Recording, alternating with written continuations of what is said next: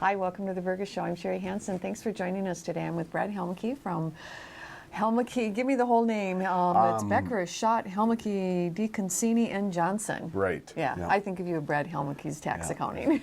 No, it's still me. I merged with another firm here 2 years ago, and it's been really good. But I still practice the way I've always practiced, and my clients are still my clients, and I just have a good resource now with partners that I can bounce ideas off them, so it's really nice. That is really nice, and what's really nice for us here in the Vergas community, Brad, is that you do come over. You're at the Vergas State Bank on Wednesdays, and those clients like to feel that connection, and you've got that Vergas connection. It'll be, after this tax season, it'll be 30 years for me coming to Vergas. Yeah, 30 years I've been coming to Vergas every Wednesday for sure, and then I used to come Tuesday mornings, but then I stopped as the technology got better and the client base got a little smaller, but you could do more in one day, so it was nice. But I know 30 years. So. It's nice for us and it's nice for our community. So thank you for being here for 30 years. That's great. I've enjoyed coming here. The town is great, and I've gotten to know all the people in town, so it's really nice. So. That's good. It's just not something nice. But okay, what's not nice is it's tax season. Well, you can look at it that either way, but there must be some changes. People hear things. It's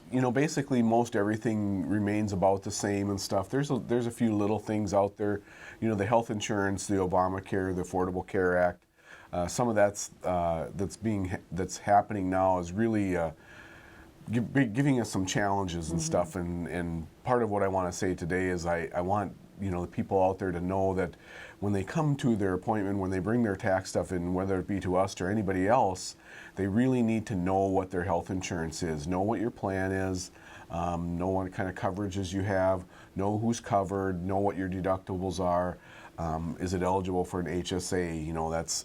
It's a key thing. I really like the HSA. It's a nice way for people to be able to deduct their medical expenses. So if people can have a health insurance policy that has HSA eligibility with it, it really is nice. But when you come into your tax appointment, it's really important that you know what your health insurance is, because there's a lot of questions that we need to ask, and then if you don't have health insurance, there's a penalty associated with that too. There is, yeah. What is that? Well, they're trying to make sure that everybody has insurance, and so if you don't have insurance, they're basically saying, if you don't have coverage, we're going to penalize you. Well, it's $95 per person in the household, or 1% of your income, whichever is greater. So somebody that has $30,000 of income, you could be looking at a $300 penalty per person, but it does get capped. So if you have 6 kids, you're not going to pay,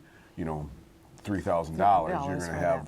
You're going to just pay, up to a maximum. I think it's like 3 people and stuff. But so it's. Yeah. So you as the tax advisor and doing people's tax returns, there is actually a line and everything that you're having to fill in this year with that has to do with health insurance. Things that are coming from the exchange. Minnesota has an exchange. Not all the states have exchanges, but Minnesota does. And there's certain forms that insurance companies are trying or wanting to send out. You may need a letter from your insurance company saying that you have insurance. But it just really is important for people to have their hands around their health insurance. Make a copy of your notice, of your premium notice, or something that shows what you have. And so it'll just make it a little easier for us. Less questions. Unfortunately, it may cost our clients more money for us to do their tax return, because we may need to spend a little time trying to answer all those questions. And you mentioned the exchange. I'm not familiar with what that is, Brad. Can you explain that? Well, MNsure is a state-run health insurance program where you can go on and get, if you don't have a plan through your work, through your job, and you need health insurance, you can go out there into the exchange, and you can actually sign up for health insurance, and based upon your income, you can get a credit, a refund for to help cover the cost of your insurance. So if your premium is $6,000, and if your income is low enough, you might get $4,000 of that paid by MNsure or by a credit. If you don't estimate your income properly, you could pay it back when you file your tax return too. So there's upsides and downsides, but it is a program out there that I think is built for people that don't have coverage through their work and have a hard time finding it. Right. You know, and so it's another way for them to be able to get insurance. So it sounds like if you have, you know, health insurance questions when it comes to your tax returns, you guys are on top of it and know Well, we're what's going trying on. to be. You're It's brand new for us, and the government, you know, the IRS, really has been monitoring all of that, but they haven't given us a whole lot of guidance. You know, one of the things that has kind of happened over the last couple of years with the IRS is they're doing less work, less audits, less policing, and they've kind of mandated that the CPAs, the tax professionals, the tax people that are doing tax returns, you need to know the laws. And if you know that somebody needs to do something this way, that you can be held accountable. So they're kind of passing the buck a little bit. So when you walk into our office and say, "Oh, Brad, let's maybe not do this quite right. Let's do it."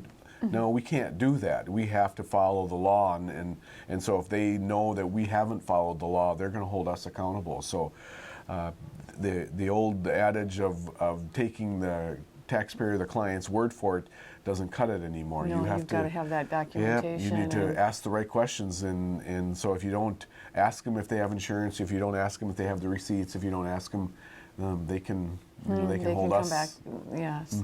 And I mean, like you said, it's. I'm sure you're waiting to see how it's all going to play out. I mean, this it'll be interesting. We haven't really touched it yet. You know, 1099s and W-2s aren't really out yet, and so we're getting a few drop-offs. And you know, most people, you know, around here, you know, our industries, you know, have insurance for a lot of people and stuff. So people have insurance, but we'll cross that bridge when we get there and stuff. Right. So, you know, Brad, we're going to make this into, you know, next week you're going to come back and you're going to talk a little bit more about what's going on, because today I kind of wanted to focus on what you had going on with that. And you know, if people is open enrollment still out there, or has that? Well, I think it goes. You know, I think it goes till February 15th. I think that you have to, and you know, it's odd too, because if you don't enroll before February 15th, I think the door shuts. Oh, okay. And the only time you can go in and make a change is if, you know, if you'd have a baby, or if you'd get married, or, you know, or somebody would die or something like that, then you could make changes. But I think that if your family is what it is, you have until February 15th to get enrolled. So it's important for people to look at now for this upcoming year, if they don't have insurance, to go online or to talk to somebody that can help them with that. Right. And so your advice for people, you know, is to just make sure that they've got their health insurance figured out, and before they come to your office. Be prepared. Know what you have and know what your kids are doing and stuff, because your family is your family, and so you need to know everybody, you know, what their income is and things like that. So it's very important for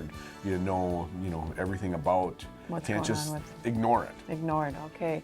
Well, Brad, you've given us some good ideas on that. Stay tuned. Next week we're going to be seeing about how you can be preparing in other ways. All right. Sounds good. Thanks, Thank Brad. you very much. All right. You have a good day in Vergas.